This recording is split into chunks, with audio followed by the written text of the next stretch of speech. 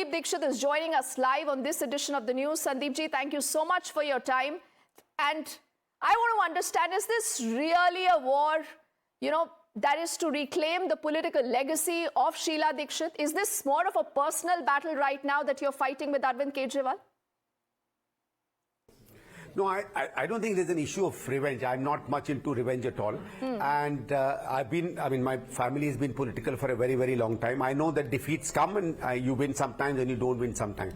So if you are in politics and you are in the business of revenge, I don't think that's really a line to be there. Obviously, nobody likes to be defeated, and especially what happened in 2013, because it was a whole campaign against us crafted on a bed of lies and innuendos, and all kinds of nonsense that these people were talking about. And I believe that the depths to which Kejriwal took the debate and the debasement of decency that he did, I think that's something I never liked much, but that's okay.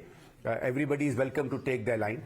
My whole thing is, when you said, is it reclaiming family legacy? I don't think there's a family legacy in terms of votes or area. There's a family legacy in terms of what your family has done. Okay. And if you take Sheila ji's legacy, I think that's a legacy of every Congress person, and in fact a legacy of Delhi. I think people in Delhi today talk about Sheila Dikshit more as their chief minister rather than as a Congress chief minister. So I don't think I'm the only person who claims that legacy. Okay. Yes, that's a legacy, or there's a kind of work that we would like governments in Delhi to continuously do on that line. So perhaps not in the same. When you say that, Sandeep, it's interesting because you're also taking on Arvind Kejriwal from that New Delhi seat. Now, can you tell me, do you believe that you can defeat Arvind Kejriwal? Do you have a plan at all? I think Arvind Kejriwal has kind of made it, rather difficult for himself to win.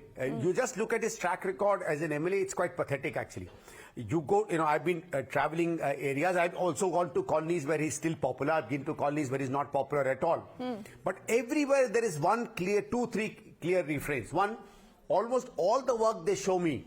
They tell me their streets, they tell me their street lights, they tell me their public toilets, they tell me their gardens, they tell me their paths, they tell me their lighting. They say all this was done by Sheila Dikshit. Hardly anybody has told me a single instance of work that they remember which has been done by the current Chief Minister, except for CCTVs, which unfortunately are not working.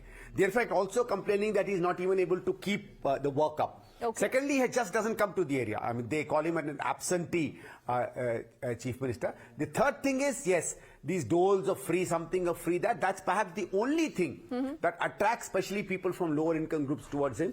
Apart from that, there's absolutely nothing that attracts Kejriwal to them. Okay, you say he's an absentee Chief Minister, Sandeep.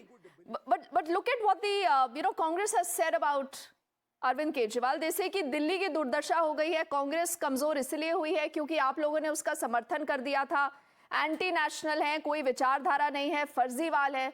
ये किस तरह की भाषा का प्रयोग हो रहा है for Arvind Kejriwal, and do you agree with all this? Absolutely. देखो, कोई विचारधारा नहीं है तो वो खुद बोलते हैं. It's not something we are saying. He's constantly said, I have no ideology. I mean, sorry to say, but only an idiot would say that. I mean, even donkeys have an ideology. I mean, it's not that anybody doesn't have an ideology.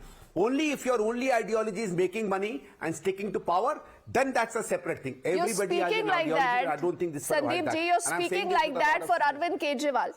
And you just said that even donkeys have ideology. So does this mean that Arvind Kejriwal is worse than a donkey because he does not have an ideology? No. This is just a comparison you do. You say these to illustrate a point, and I have no issue in illustrating a point with this kind of a comparison being done. I'm not calling him that, but I'm saying the fact that he says that he's trying to fool us. Everybody has an ideology.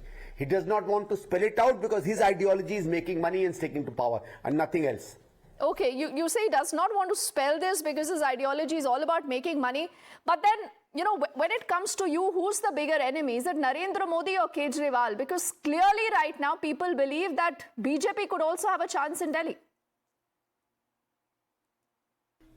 First of all, we don't hate Kejriwal. I think it's a wrong word. You oppose somebody because you know that that person's policies have destroyed a city. You know that that person is kind of into making money that is perhaps almost unprecedented. when you make serious allegations about a person or about a party about whom you know the truth, why do you call it personal hatred? Have you ever asked Kejriwal what did he personally hate Sheila ji when he made all those remarks? Or did you ask him did he personally hate Sonia Gandhi when he said she should have been put behind bars?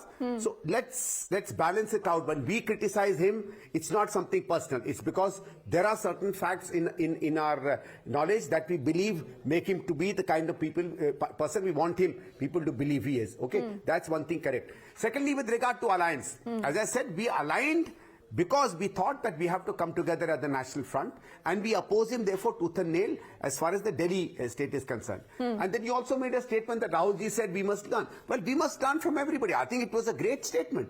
It was a statement of a statesperson who said that since this person has been able to defeat a government that was doing so well in Delhi, that 10 years later people are doing nothing but sing the praises of Congress's 15-year rule. If a party could use a political moment and win so well, obviously we should learn political tactics from that person. For example, very often I say that, Narendra Modi and Amit Shah are a great political pair with regard to winning elections. So when you say this, Sandeep, that both Narendra Modi and Amit Shah know how to win elections, does this mean that the Congress must also learn how to win elections, especially Rahul Gandhi? Because you people have been losing elections of late. No. See, there are things with regard to Mr. Modi or Mr. Kejriwal on regard to how to campaign, how to publicize. Those are things, how to use the social media. Those are things, I think, which we did not know 10 years ago. I mean, they took to these mediums far better than we ever did. And I think that's the kind of learning we've already done. But there are a lot of other practices that I at least personally believe are unsavory, unethical, immoral.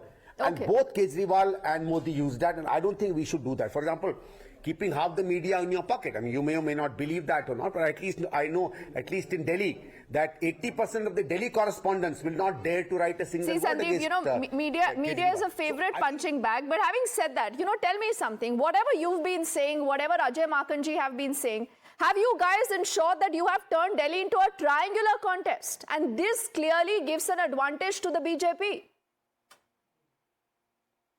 First of all, should we fight the election to lose or should we fight the election to win?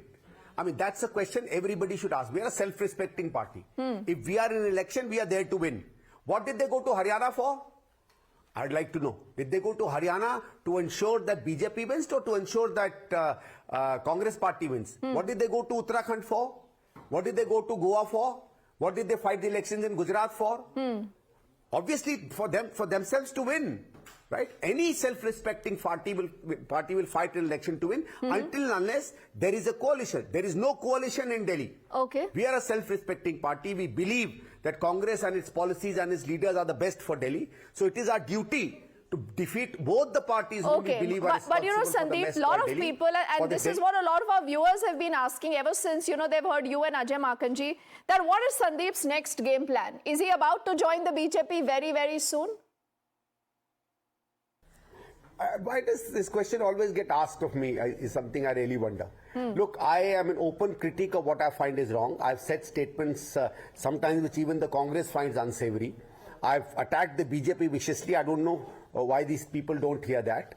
I know that the AAP is something that should be removed from politics as soon as possible. Every time I say something that is slightly independent of opinion or against AAP, why should I be joining the BJP? BJP has come to me in the past. Very often they made offers to me, and that's okay. I mean, any party has all the right to make you're saying has made offers to Sandeep Dikshit. Now, would you want to tell us what kind of an offer that was? And also, are you ruling out any kind of a post-poll alliance then when it comes to the AAP, just in case after the elections you need to be together? Look, from what I gather, I don't think AAP will be in a position to have a post-poll alliance with anybody. Because I don't think they're going to get enough seats. Either the Congress is going to win this election or the BJP is going to win this election.